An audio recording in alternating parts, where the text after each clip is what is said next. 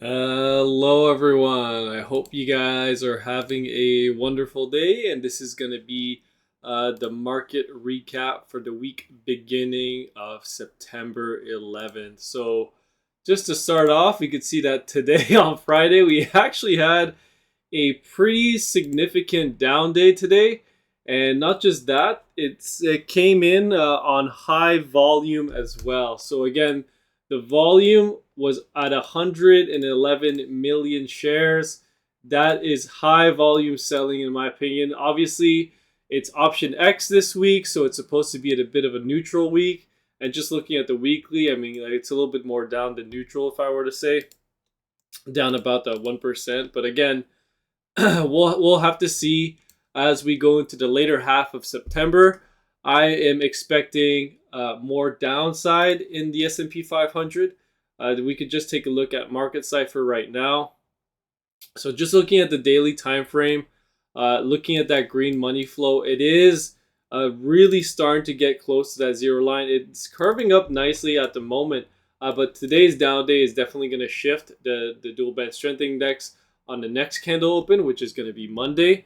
And looking at the NASDAQ, it actually turned red because the NASDAQ was down significantly more than the other indices. It was down about 1.89% today, or 1.71 on the QQQ, the triple Qs. And that, again, is not faring that well at the moment, just looking at the money flow. If we look on the smaller time frame, so again, you want to look at your bigger ones first, right? So you always want to look at the monthly first, and that'll tell you kind of like where the market and the momentum is headed. So right now we're starting to see a definite decrease in the momentum towards the upside, and we're going to start to see potentially an increase in the momentum towards the downside. Right now it's basically flat because we've just been consolidating at the highs, but that's what you want to do near market tops, right? And I'm not saying that we're going to top right now and that we can't go to all-time highs, because we can always go to new highs if the market deems it so, and there's new injection of liquidity into the market, right? So again, that's always a possibility, right? So never discount it. It could always happen. And then moving on here, we could take a look at like the daily, like we just covered. But if we move over to the smaller time frames, like I wanted to discuss, if we can see that we are cutting back into that red money flow here on the Nasdaq. Look, the S&P 500 was already in the red money flow, and now it's just confirming that it's potentially going to keep expanding here. And if we even get on the Russell 2000, one of the weakest indexes right now, it's looking really bad. I mean, like, I just see an increase in red money flow on the 4-hour time frame. Looking at the daily, it's already at the zero line and near the red, although we did get a nice little a green dot today, and it confirmed. But looking at the move that we had, and if it continues into next week, then you're gonna have to, take a look at the IWM and potentially think that the lows here may break. And if the lows break here at 181, I think you very well could start to pick up some speed towards the downside here. You might come back to the lows at 165 or 175, but we're gonna take it one level at a time.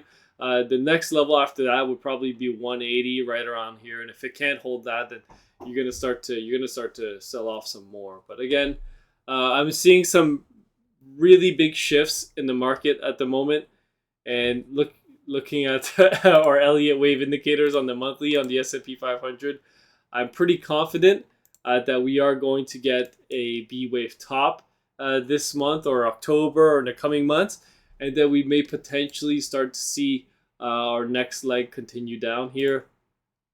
And again, it's all speculation at the moment, but things can unravel pretty quickly, and market sell-offs, markets sell off 10 times quicker than markets go up, right?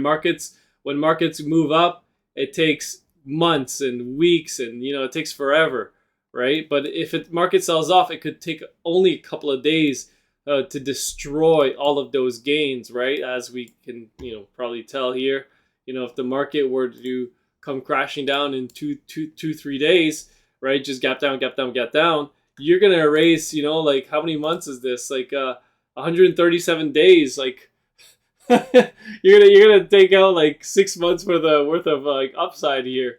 So it's all going to be gone, or sorry, 3 months, 3 to 4 months. But again, I think that we are in a bit of a pickle. The dollar reversed back up today, which is really strong for for yields. And if the yields push higher, which I mean, it looks like they're trying to break out here. They keep retesting the highs. If the yields go anywhere above like the previous high year of 5.11 or 5.12, I think we're going to have a really big problem on our hands. And the Fed is going to be forced to raise rates higher in the coming months. The next meeting, which is next week, it's almost definite that they're not going to raise rates, and it's going to be a pause, even with the higher CPI data. But again, the Fed does not like to surprise, but we saw the ECB this week. They actually surprised the market by hiking another 0.25% when they were supposed to remain flat. So again, that just tells you everything that you need to know. The market can be really unpredictable, and you just want to play it on the cautious side when you do these things. All right, I'm not going to cover Bitcoin because this is headline trading. I'm just going to be covering the traditional markets here. But right now, it's not looking too good. Not looking too good. So taking a look at the daily here on the Dow Jones, maybe we covered the Dow Jones just a little bit, although it's just 30 stocks that are price cap weighted. Dow Jones, something very similar to a pattern that I found, I think in the 1980s or something like that. Something very similar. I got to go back here. 1980s. Not sure if it's... No, that's 1930s. I went too far. 1980s might be something similar to this or something like that. I think I gotta find the 1980s. It's just right here, but I don't think it would be this pattern.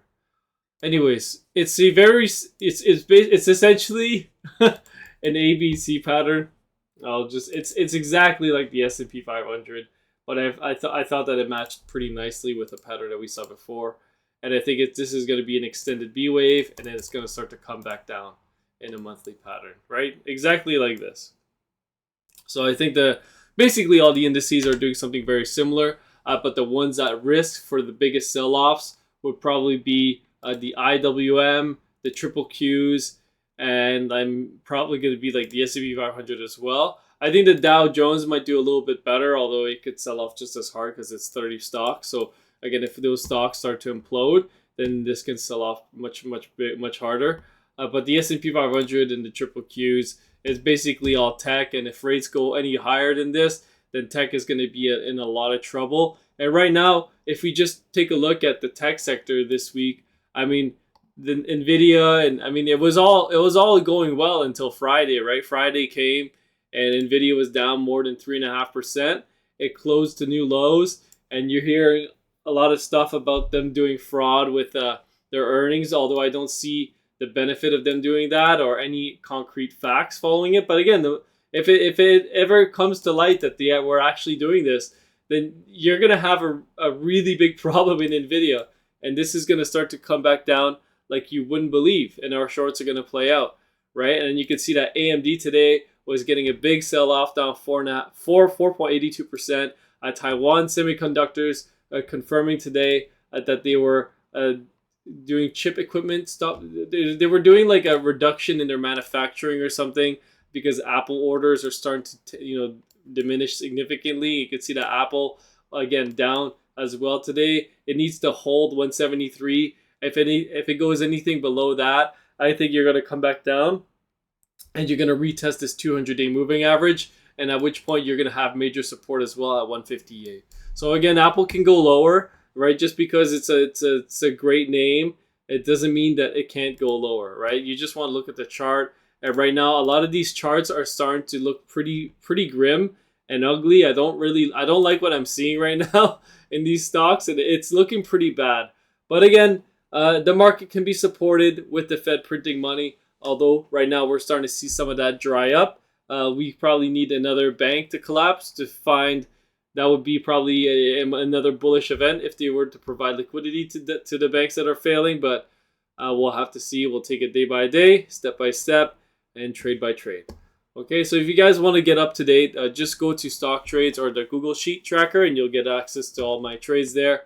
And that's when I make some changes, or I change in my portfolio. I always send you guys the trade alerts in the Stock Trades channel. All right, hopefully this was useful, and you guys have a wonderful day. Peace.